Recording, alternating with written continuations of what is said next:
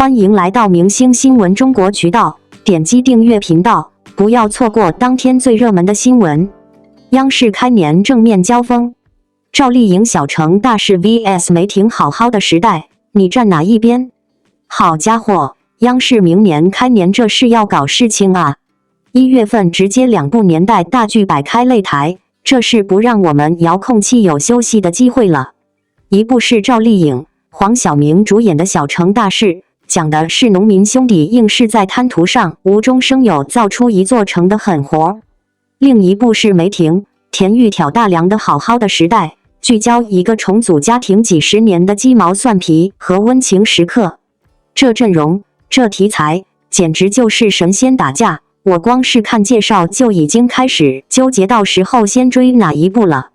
听说《小城大事》原名《造城者》可是个硬菜，改编自拿了5个1工程奖的报告文学《中国农民城》，原型就是温州龙岗那个真实发生过的奇迹。几十万农民在国家没给钱的情况下，靠自己凑份子，愣是把一片荒滩变成了中国第1座农民城。赵丽颖这次彻底颠覆形象，剪了短发，演个雷厉风行的镇长李秋平。黄晓明也一改往日的精英范儿，变成个头发乱糟糟的农村书记郑德成。这两人从互相看不顺眼到变成并肩作战的基建搭子，据说戏里互怼的清洗桥段特别多。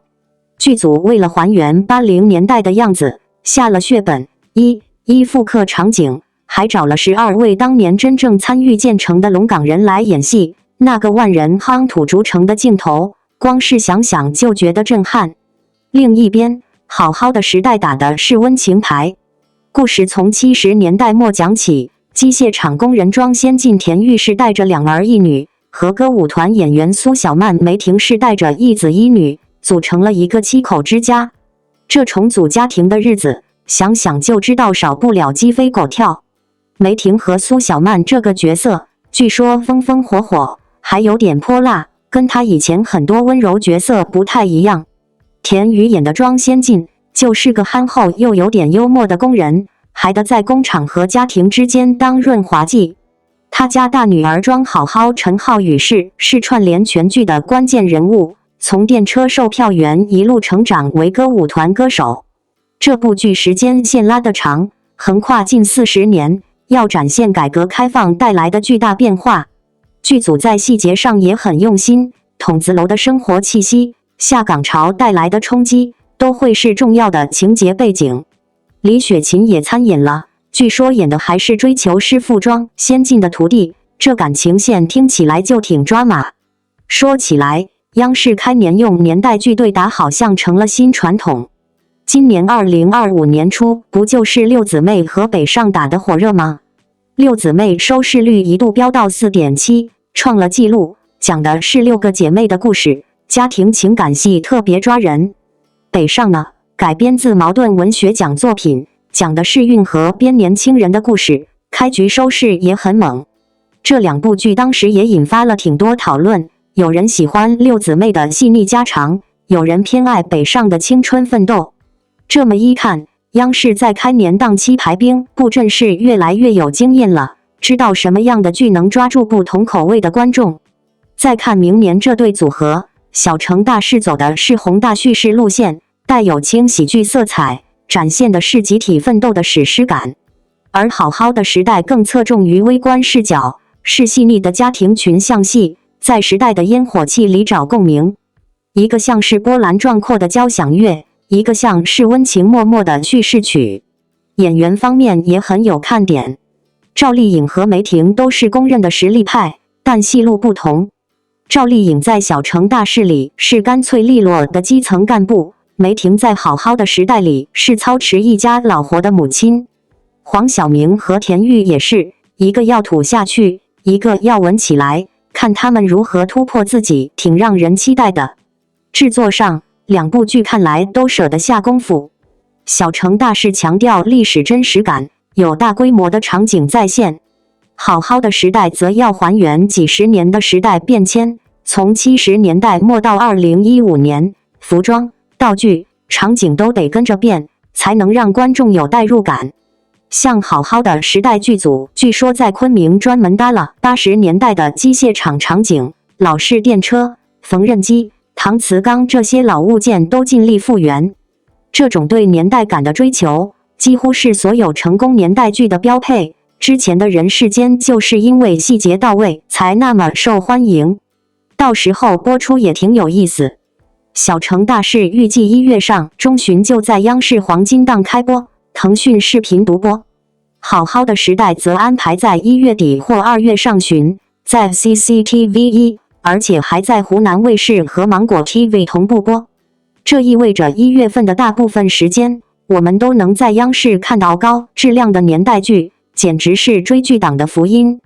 这种排播方式既避免了完全同期竞争导致观众分流，又让年代剧的热度能持续1个多月，还能根据不同平台的调性吸引不一样的观众。央视这步棋下的妙啊！央视开年档向来被视为一年影视风向的第一声锣鼓，而今年这声锣敲得格外响。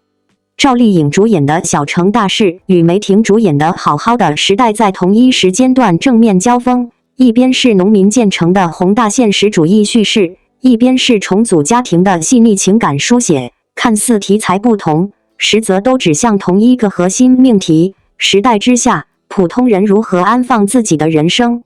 小城大事的故事一亮相，就带着强烈的现实重量。它讲的是土地、建设、发展，是个体命运与时代进程的正面碰撞。赵丽颖所饰演的角色，并不是被光环包裹的成功者，而是在现实泥土中一步步摸索方向的人。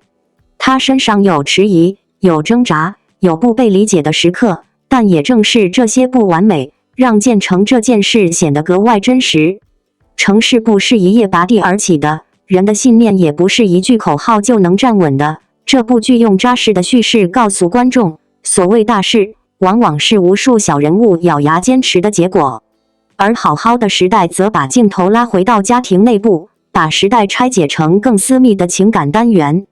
重组家庭、代际关系、情感磨合，这些问题看似没有宏大的历史背景，却几乎存在于每一个普通家庭之中。梅婷的表演一如既往的克制而有分寸，她不是在制造冲突，而是在呈现冲突发生后的无力、理解与妥协。这种表达方式或许没有强烈的戏剧爆点，却极其贴近生活。这两部剧的对打，真正有意思的地方，并不在于谁赢，而在于他们各自代表了现实题材的两种方向。小城大事是向外的，是人与时代、人与社会结构的关系；好好的时代是向内的，是人在家庭、情感与自我之间的平衡。一个讲如何改变环境，一个讲如何安顿内心，没有高下之分，却很容易让不同阶段、不同经历的观众产生不同共鸣。从演员层面来看，这场交锋同样耐人寻味。赵丽颖近年来不断向现实题材靠拢，她的表演逐渐褪去早年的用力感，更强调人物在现实中的重量。她不再急着表达情绪，而是把很多东西藏在细节里，让角色自己说话。梅婷则始终稳定的深耕生活流表演，她不追求外放的戏剧张力，而是用真实感慢慢堆积情绪厚度。两种表演路径不同，却同样成熟。央视把这两部剧放在开年档，其实也传递出一个清晰的信号：真正重要的内容不必迎合单一口味。无论是宏大的社会叙事，还是细微的家庭情感，只要扎根现实，尊重生活，都值得被看见。这种并行而非取代的选择，本身就很有意义。